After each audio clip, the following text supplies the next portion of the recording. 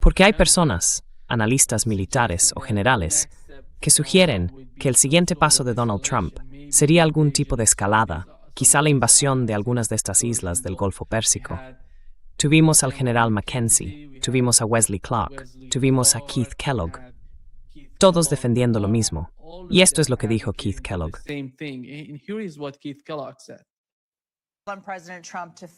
El presidente Trump dice que hay que terminar el trabajo. ¿Qué significa eso exactamente? ¿Y qué medidas debería tomar para asegurarse de que esto no se prolongue y de que no tenga que levantar el bloqueo para volver a imponerlo después y pueda salir victorioso al final frente al régimen? Sí, cuando lo analizas, a los estadounidenses no les gusta el toma y daca. No quieren medias tintas. Quieren terminar el trabajo, terminarlo por completo. Y creo que se puede hacer no solo con acciones cinéticas.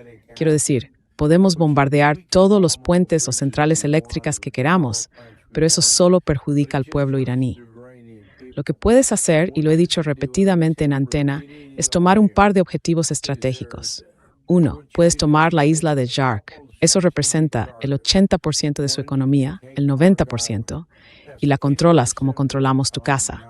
Sé que eso implica desplegar tropas sobre el terreno y tomar un objetivo estratégico, pero es defendible.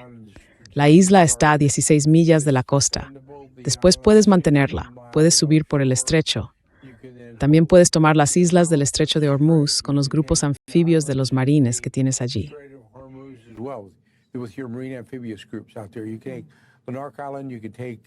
Se puede tomar la isla de Larak, se puede tomar la isla de Keshm, se pueden tomar todas para reducir básicamente su capacidad de bloquear el Golfo Pérsico y el estrecho de Hormuz. Y creo que podemos abrir el estrecho. Creo que podemos escoltar a esos buques para que lo atraviesen.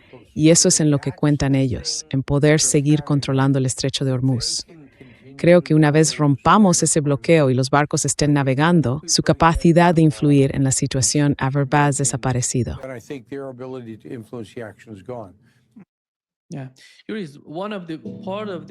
Sí, esta es una parte de la cuestión, Scott. Porque todos estos ataques, si se fija en los ataques en los objetivos del sur y del oeste de Irán, quienes están a favor de una invasión o de hacer algo sobre el terreno, dicen que Estados Unidos, con toda esta campaña, está intentando mermar o reducir las capacidades iraníes en el sur y en el oeste. Así que, en cuanto no sean tan poderosos, Estados Unidos podrá hacer algo en esas regiones. Y aquí ha escuchado lo que dijo el general Keith Clark. ¿Qué opinión le merece?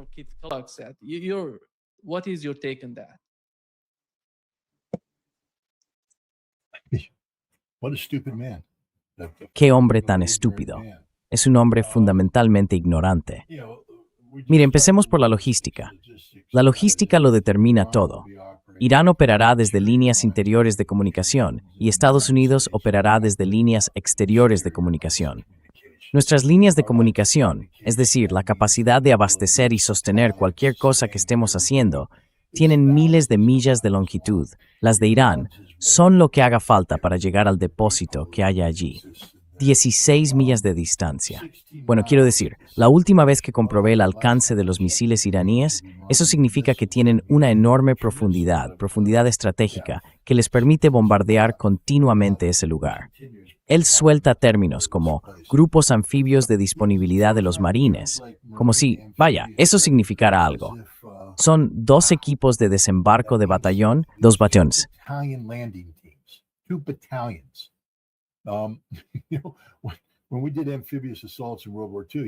Cuando llevamos a cabo asaltos anfibios en la Segunda Guerra Mundial, teníamos Playa Roja 1, Playa Roja 2, Playa Roja 3. Rojo era un regimiento con 3 batallones en línea. Y también teníamos Verde, y seguíamos avanzando, equipos de desembarco de regimiento, parte de una división que desembarcaba. Esto es un solo batallón entrando. A Keith Kellogg le vendría bien estudiar aquello de lo que habla. La última vez que intentamos hacer una entrada forzosa con un batallón en una isla, bueno, quiero decir Granada, supongo que se puede decir, eso fue un éxito. Digamos una isla defendida por defensores competentes. Fue la isla de Koh Tang en mayo de 1975. y al equipo de desembarco del batallón que cruzó le dieron una paliza. Desembarcamos, aseguramos 2 cabezas de playa. 3. Cuentas una cabeza de playa desesperada, que existió temporalmente porque derribaron el helicóptero y la tripulación formó un perímetro. Y eso se convirtió en una cabeza de playa hasta que los evacuaron.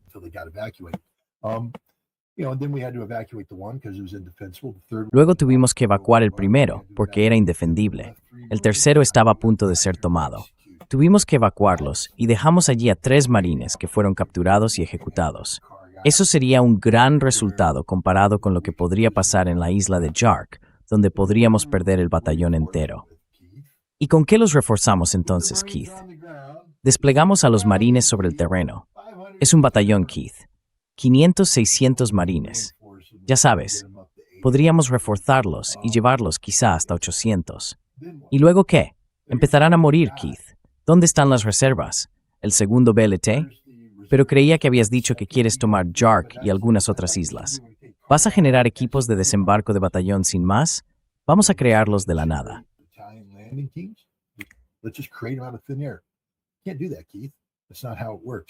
No puedes hacer eso, Keith. No funciona así. Ahora mismo tenemos 2. ¿Y qué vas a hacer? ¿Traer paracaidistas? Aerotransportados. Jerónimo, saltan del avión y mueren. Supongamos que llegan al suelo. Al menos los Marines entran con cierta capacidad de sostenimiento logístico. Tienen una unidad logística asignada a la MEU. Paracaidistas. Bien. Llegan al suelo. Llevan lo que han traído consigo, que no es mucho. Agotan su carga básica de munición. Vas a llevarles más cosas y lanzárselas. ¿Cómo? Si te están derribando. Quiero decir, vayamos a la isla de Koh Tang. 8 de los 11 helicópteros que entraron en la oleada inicial fueron derribados, destruidos o quedaron tan dañados que no pudieron volver a ponerse en servicio.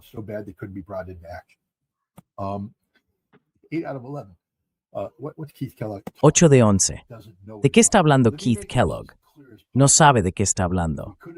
Déjeme dejarlo lo más claro posible. Si hubiéramos podido tomar Jarg, habríamos tomado Harg, pero no tomamos Jarg porque no podemos tomar Harg. Y da igual cuánto quieran sentarse Wesley Clark, Pete Mackenzie o Keith Kellogg a hablar de dibujar grandes flechas en el mapa. No va a ocurrir. Si hubiera podido ocurrir, habría ocurrido. La otra cosa de la que quiero hablar es, sencillamente, de la realidad. Nosotros, los Estados Unidos de América, ya no tenemos tanta fuerza militar.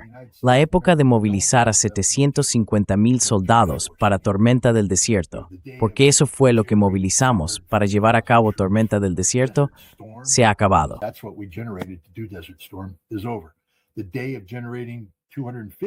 El día en que se movilizaron 250,000 soldados para la Operación Libertad Iraquí, se llamó Operación Liberación Iraquí. Pero entonces la gente dijo, espera, eso forma oil, petróleo. No estamos luchando por el petróleo. Lucharemos por el petróleo. Y por eso lo cambiamos. Ahora no podemos hacer eso. Ya no tenemos esa estructura de fuerzas. Nos cuesta movilizar a 5,000 soldados para enviarlos a Europa como parte de las brigadas de rotación. Nuestro ejército no está diseñado para ser expedicionario por naturaleza. Tenemos algunas unidades que pueden realizar ciertos despliegues expedicionarios, pero para poner a nuestro ejército a punto, seguimos teniendo una situación en la que nuestras divisiones, creo que 1/3 y a veces más, dependen de que nuestras fuerzas de reserva o de la Guardia Nacional sean movilizadas, entrenadas y después integradas.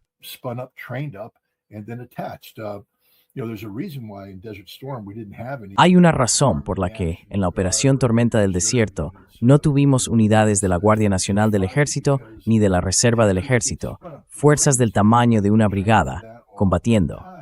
Y es que no podían ponerse a punto a tiempo. Los Marines sí pudieron, porque entrenábamos para eso continuamente. Pero ahora, si queremos activar a gente, vamos a necesitar mucho tiempo para movilizar las unidades, reunirlas, entrenarlas y trasladarlas. ¿Cómo las desplegamos? ¿Con qué recursos? En la Operación Tormenta del Desierto trasladamos tropas en avión.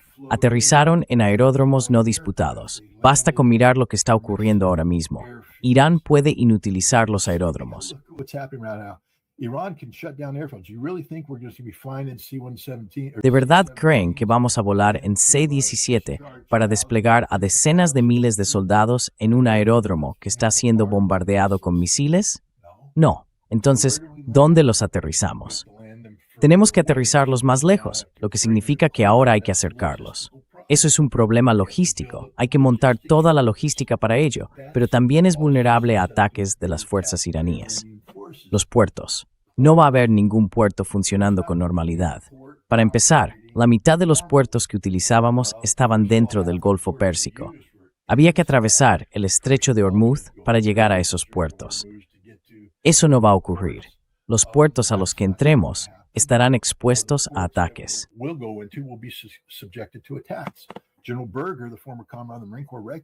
El general Berger, el anterior comandante del Cuerpo de Marines, reconoció esto en 2019. Creo que cuando quizá fue después de eso, publicó sus directrices como comandante y dijo: no podemos cumplir las misiones que nos asigna el secretario de Defensa porque estamos atados a un sistema heredado que ya no es sostenible, dadas las realidades de la guerra moderna. Ponemos a todos nuestros marines, todos nuestros huevos, en una sola cesta, el USS Tripoli o el que sea, y lo navegamos hacia las costas enemigas. Normalmente lo dejamos fondeado frente a la costa. Después los marines desembarcan, el equipo de desembarco toma tierra, y allá van a tomar la playa.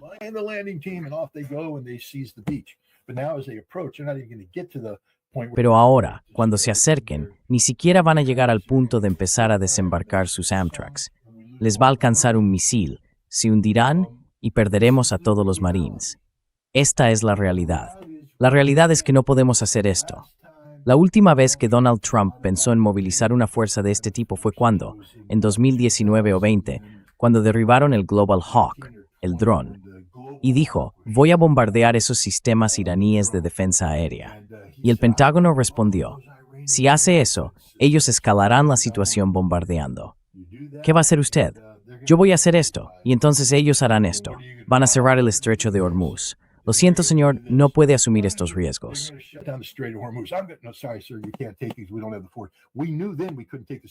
No tenemos la fuerza. Ya sabíamos entonces que no podíamos tomar el estrecho de Hormuz. Eso es lo curioso. Ya sabíamos entonces que no podíamos tomar el estrecho de Hormuz. Él dijo: ¿qué haría falta para tomarlo? Tendríamos que movilizar entre 190,000 y 250,000 soldados, y tardaríamos entre 9 meses y 1 año y medio en hacerlo. Vaya, puede que no merezca la pena. Seguimos teniendo ese problema. Y no estamos hablando solo del estrecho. Estamos hablando de un problema aún mayor. Así que tendríamos que movilizar a 1 millón de estadounidenses para hacer este trabajo. Keith Kellogg, ¿cómo vamos a hacerlo? ¿De dónde van a salir, Keith? Porque yo hago las cuentas. No los tenemos. Y si lo hiciéramos, sería el mismo problema que con Taiwán. Ya sabes que no existe ningún plan de contingencia, ningún plan operativo para Taiwán.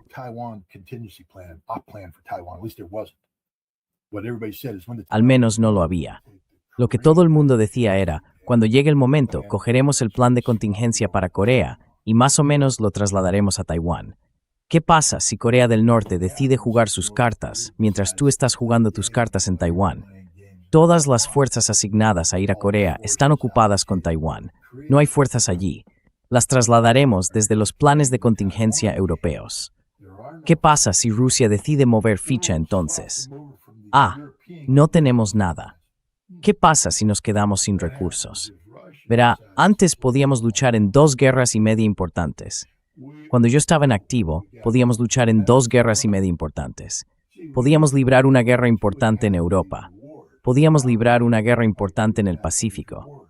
Y podíamos mantener una acción de contención en Oriente Medio hasta ganar una de esas 2 guerras.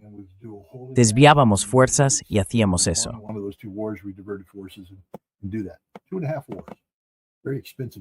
2 guerras y media. Es muy caro hacer eso. Hoy no podemos librar una guerra. Podemos librar media guerra. Eso es todo. Podemos librar media guerra porque esto no es una guerra con Irán. Es una acción militar. Tiene carácter bélico, pero no es una guerra. Porque, ¿qué hacemos en una guerra? Invadimos Irán, lo ocupamos. Eso es lo que hacemos en una guerra. Derrotamos al enemigo. No tenemos los recursos para hacer eso. No tenemos los recursos para hacerlo en ningún lugar del mundo. No somos capaces de combatir porque hemos definido el mundo como nuestro campo de juego. Decimos, este es nuestro campo de juego, y le decimos a todo el mundo que tenemos la supremacía para luchar contra ellos. Puede que la tengamos, pero hemos demostrado que no. Con Irán, desde luego no tenemos supremacía. Ellos se están defendiendo bien. Sesteber, steptoe tuming grace, daide en borda evi carp eso. We can't do Iran at the same time we do something else. If something else were to kick up, we can't do it. Si estallara algo más, no podemos hacerlo. Si China decidiera hoy, cosa que no va a hacer, bueno, vamos a tomar Taiwán, no tenemos ninguna capacidad para defenderlo. Si Corea del Norte cruzara la frontera, no podríamos hacer nada. No podemos enviar refuerzos, no tenemos nada. Cero. ¿Y de qué habla Keith Kellogg? De desplegar algunos equipos de desembarco de batallón en unas islas para que mueran. ¿Y luego qué? ¿Y luego qué? A estos generales no se les debería permitir salir en televisión llevando el título de general, porque cuando dicen general, la gente piensa, ah, es general, es listo, sabe, ha estado allí, ha hecho eso. Keith Kellogg recibió una estrella de plata, creo, por salir corriendo y recoger a un herido en Vietnam. Eso te dice todo lo que necesitas saber al respecto.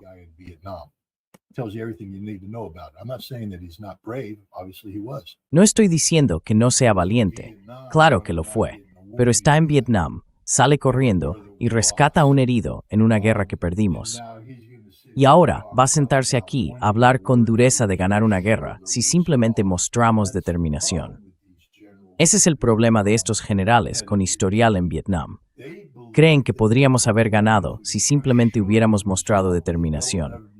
No entienden que nunca podríamos haber ganado en Vietnam, porque era una guerra imposible de ganar, porque estábamos en el lado equivocado de la historia e intentábamos hacer cosas que no podían hacerse por medios militares. La guerra es una extensión de la política por otros medios, pero la política es su componente más importante. Y la política en Vietnam fue una mierda, y la política en el Golfo Pérsico fue una mierda.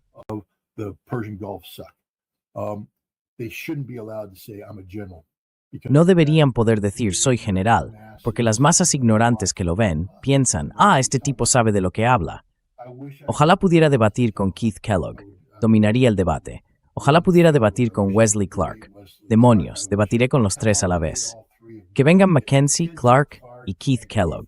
Habrá un montón de estrellas ahí. 4 o 8, son 10 estrellas. 10 estrellas contra mí. Pequeños racimos de hojas de roble de mayor. Les barrería del tablero, porque están ahí para moldear la percepción, contando mentiras.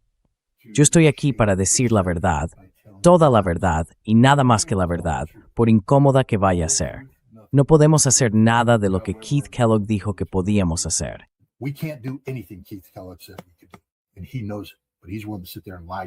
Y él lo sabe, pero está dispuesto a sentarse ahí y mentirte, porque su trabajo es mentirte, porque su trabajo es generar clics y visualizaciones. Hoy es una puta mediática. Eso es todo lo que es. ¿Cuánto dinero me pagas por salir en tu programa?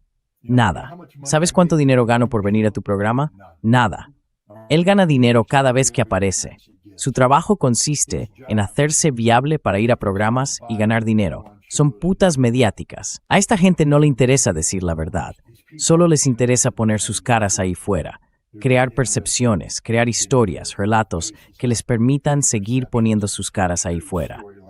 Todos y cada uno de ellos son unos mentirosos.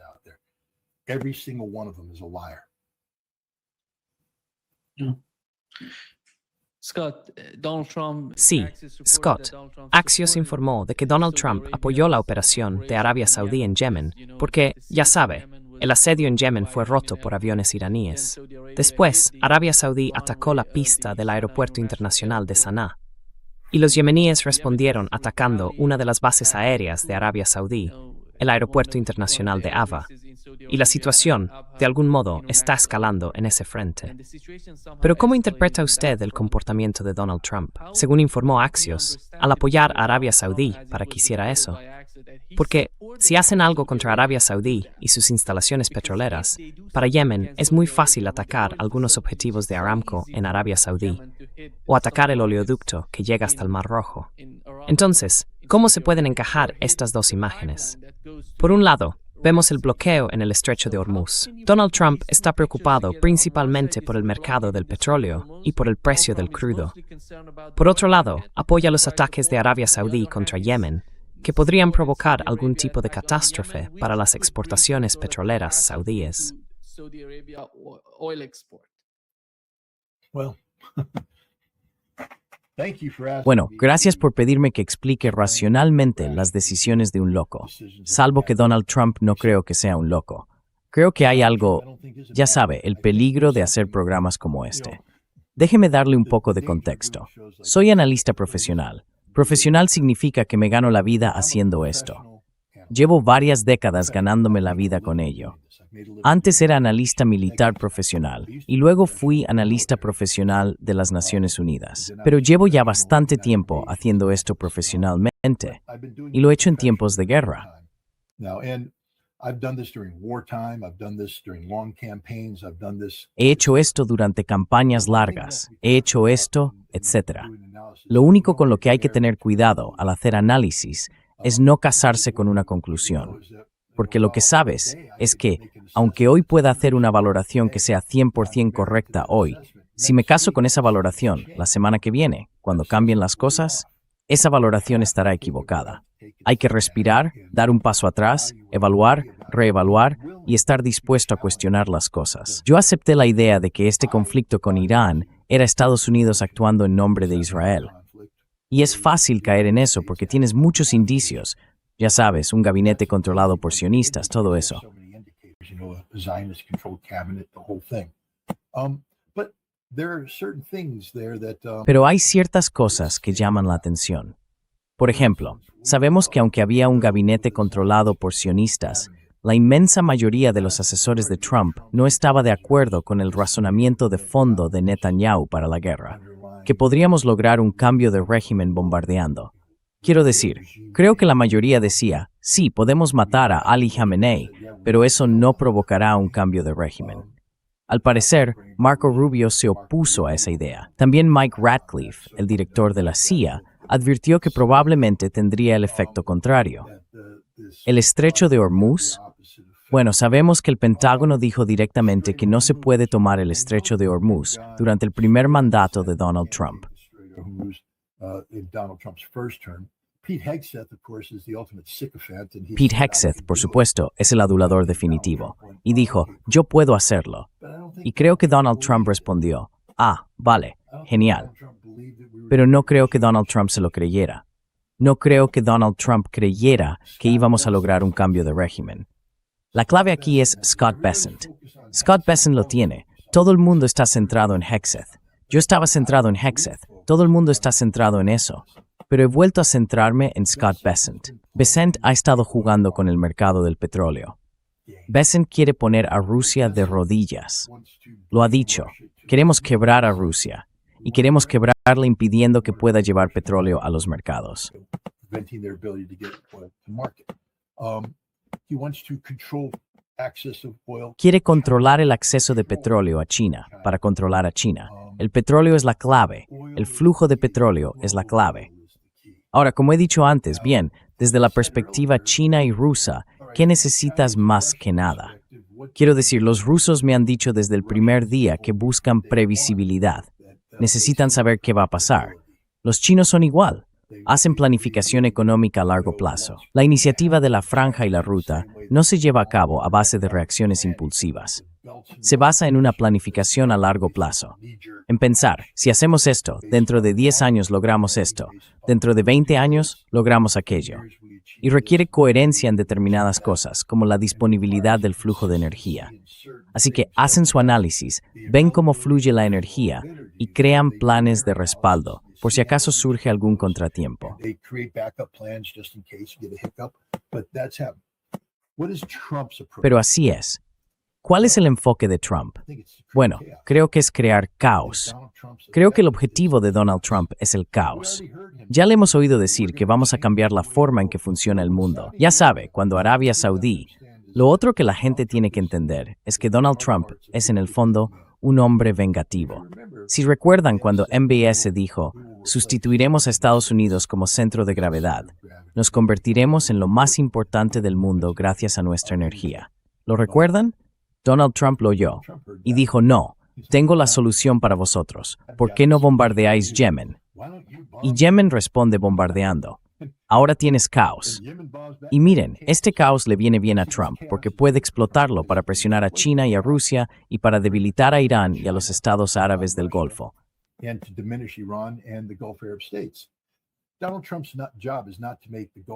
El trabajo de Donald Trump no es convertir a los estados árabes del Golfo en competidores de Estados Unidos en el mercado energético global. Lo ha dejado claro. Ha presumido de que la energía de Estados Unidos es suficiente y de que producimos la energía necesaria para cubrir los huecos del mercado. Presumimos de que podemos suministrar energía a Europa.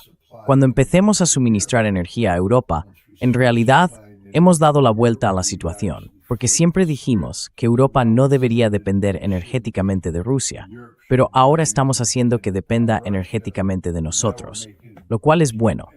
La única razón por la que hicimos lo de Venezuela no fue porque nos importara Nicolás Maduro. Nos importa el petróleo venezolano. Eso es todo. Y nos importaba cuánto petróleo venezolano iba a China. Así que lo estrangulamos. Y luego les dijimos a los chinos, podéis comprarlo, pero tenéis que pasar por nosotros. Eso nos pone al mando.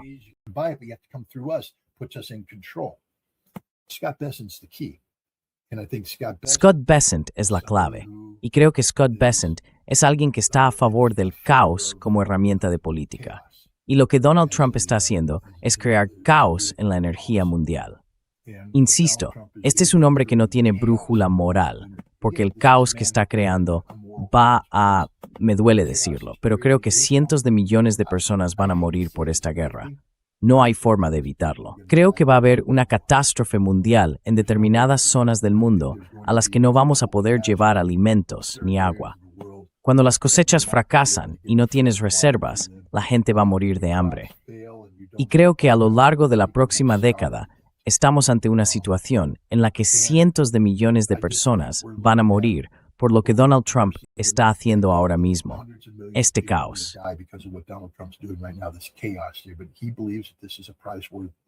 Pero él cree que este es un precio que estamos pagando porque no estamos pagando. Es como Madeleine Albright, ¿recuerdan? 500,000 niños. Es un precio que estamos dispuestos a pagar. Bueno, tú no pagaste el precio, Madeleine. Lo pagó Irak. Van a morir cientos de millones de personas, Donald. Es un precio que estoy dispuesto a pagar. Bueno, él no ha dicho eso. Esto es lo que yo... Pero cuando todos los actores racionales le dicen cuáles son las consecuencias de esto, parece quitárselo de encima. Pero creo que Scott Bessent es la clave aquí. Entonces, ¿por qué permitiría Donald Trump que Arabia Saudí bombardeara Yemen? Porque crea caos. Creo que Donald Trump quiere que se cierre el estrecho de Bab el-Mandeb porque crea caos. Ha hecho un cálculo. Scott Bessent le ha dicho, podemos aguantar esta crisis más tiempo que China.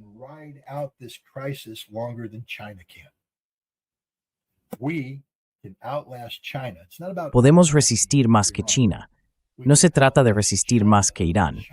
Podemos resistir más que China, y China va a presionar a Irán para que les dé una participación en los estrechos, o una solución negociada, o lo que sea. Creo que eso es lo que está ocurriendo ahora mismo. Porque ya sabes, cuando analizas racionalmente la decisión de conseguir que Arabia Saudí se implique en Yemen, piensas, esto es una locura, es demencial. ¿Por qué ibas a fomentar esto? Bueno, la única respuesta es porque crea caos. Y entonces dices, bueno, ¿por qué querrías crear caos?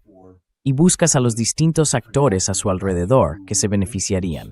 Y la teoría de Scott Bessent sobre cómo Estados Unidos puede aprovechar los mercados energéticos mundiales para sostener el dominio estadounidense es una teoría basada en el control. Y solo podemos lograr el control mediante un caos gestionado.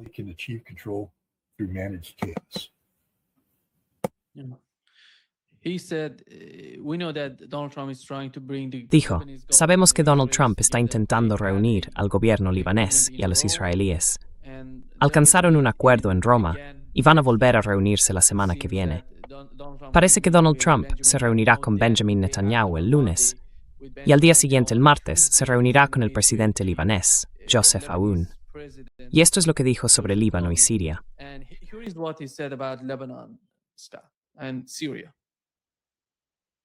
La retirada de las fuerzas terrestres israelíes del sur del Líbano. Bueno, replegar es otra palabra porque ya sabes, nos llevamos muy bien con el Líbano. Israel está tratando con ellos de forma muy correcta por primera vez en muchísimos años. El Líbano acaba de quedar muy maltrecho y tienen a Hezbollah allí, el sur de Siria. Y desde algunas partes del Líbano sí creo que sería bueno salir. Y creo que quizá vean que las cosas se calman un poco porque tenemos que centrar nuestra energía en las grandes ligas. Los pesos pesados son Irán. Usted mencionó cuando hablamos por teléfono durante la guerra que al presidente sirio Ahmed al-Sharaa podrían encargarle ocuparse de Hezbollah. Entraría y se encargaría de Hezbollah y lo haría de la manera. No derribaría edificios. No derribaría edificios. ¿Está diciendo que cree que él sería más preciso que los israelíes? Creo que sería más preciso, sí. Y puedo decirle que sé que le gustaría hacerlo. ¿Necesita su luz verde? Me lo estoy pensando. ¿Ve alguna línea estratégica en lo que ha dicho? Es solo un zigzag, subiendo y bajando. None of what he says is going to work. Nada de lo que dice va a funcionar. Quiero decir, esa es la realidad.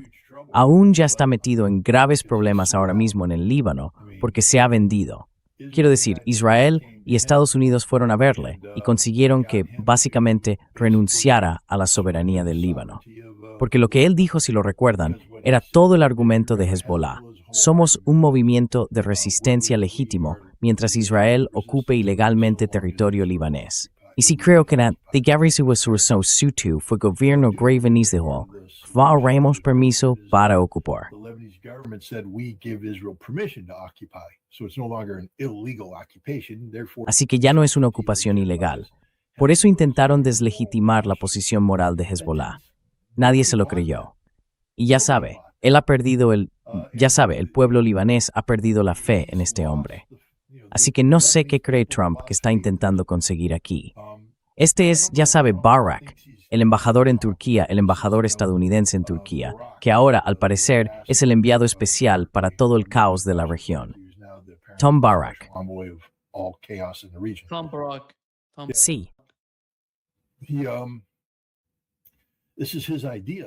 Sí, esta es su idea, pero es simplista por naturaleza.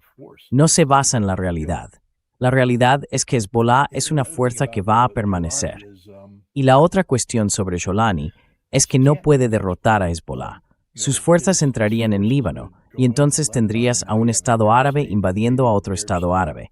Pero ahora lo has convertido en algo entre suníes y chiíes y se descontrolará y se pondrá muy feo enseguida. No va a ser una guerra, va a ser una matanza masiva. Se convertirá en el tipo de guerra sectaria que provocará la erradicación de pueblos enteros, con mujeres, niños y ancianos.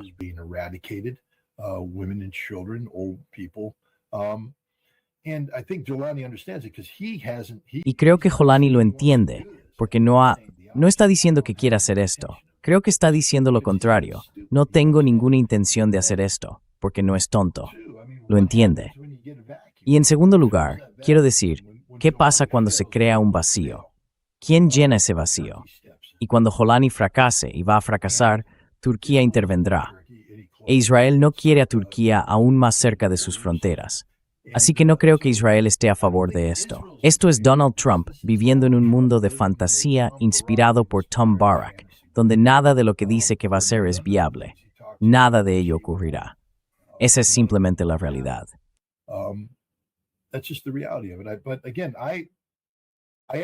Pero de nuevo, tengo que pensar que como las consecuencias de todo lo que dice son tan previsibles, él lo sabe. Caos. Caos. Le gusta el caos. Quiere crear caos y lo gestionará. Y tendrá éxito haciéndolo hasta que llegue el momento en que la gente deje de mirar a Estados Unidos en busca de soluciones. Quiero decir, esta es la situación actual. Ahora mismo, Estados Unidos sigue disfrutando del estatus de hegemonía global. Somos la nación más poderosa del mundo. Todavía tenemos la capacidad de influir en el mundo. Pero la mitad de esto se debe a que la gente está educada, condicionada, para aceptar esto sin cuestionarlo. Pero en algún momento, la gente va a empezar a cuestionarlo. But at some point in time, people are going to start to question. Well, what if we say no? Y si decimos que no, This is where Iran, y ahí es donde el hecho de que Irán se plante y se imponga es muy importante. Porque la gente se ha acostumbrado tanto a que Estados Unidos intimide a otros y consiga que retrocedan. Y ya sabe, incluso nuestras derrotas, Afganistán llegó después de 2 décadas de devastación. Solo los académicos celebran la derrota estadounidense en Afganistán. only academic Los realistas, la gente sobre el terreno, lo único que conocen es el sufrimiento. Y el sufrimiento continúa.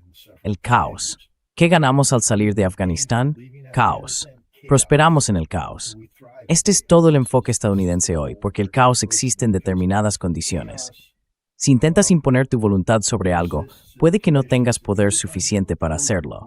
Lo único que tienes que hacer es generar caos y luego gestionar el all you caos. have to do is generate chaos and then manage the chaos. And you manage the chaos as long as enough people Y gestionas el caos mientras haya suficientes personas que crean que tú eres la respuesta al caos e ignoren el hecho de que fuiste tú quien provocó el caos desde el principio. Lo que necesitamos ahora mismo, por ejemplo, es que el pueblo libanés despierte y se dé cuenta de que Estados Unidos no ofrece nada, absolutamente nada. Entonces buscarán en otros sitios soluciones a sus problemas. Y creo que hacia ahí nos dirigimos. Y de nuevo, cuando la gente empiece a morir de hambre, ya sabe, la gente empezará a darse cuenta de que Estados Unidos no tiene solución para ninguno de estos problemas. Ninguna. ¿Qué problema ha resuelto Donald Trump? Ninguno. Solo crea caos. Quiero decir, el único problema que ha resuelto, supongo, es su situación económica personal. he solved, I guess, is his economic position at home. The most corrupt man in the world manipulates markets. El hombre más corrupto del mundo manipula los mercados basándose en publicaciones en redes sociales, programadas para generar desviaciones en el mercado petrolero mundial. Supongo que se podría decir que eso es un éxito. La economía estadounidense está fracasando. Quiero decir, se puede apuntalar artificialmente, pero una vez más, solo se puede mantener tanto engaño antes de que la realidad se imponga. Pero a Trump no le importa. Solo le importan los próximos 2 años. Solo le importa su legado personal. No es un buen presidente estadounidense. Es un presidente estadounidense horrible, porque está destruyendo el país para preservar su legado. Es una situación triste, pero el caos parece ser la respuesta para casi todo. ¿Por qué está haciendo esto Donald Trump? Si lo que hace genera caos, ahora ya saben la respuesta. Es más fácil gestionar el caos que imponer tu voluntad sobre un problema cuando no tienes los recursos para tener éxito. Lack the resources to succeed.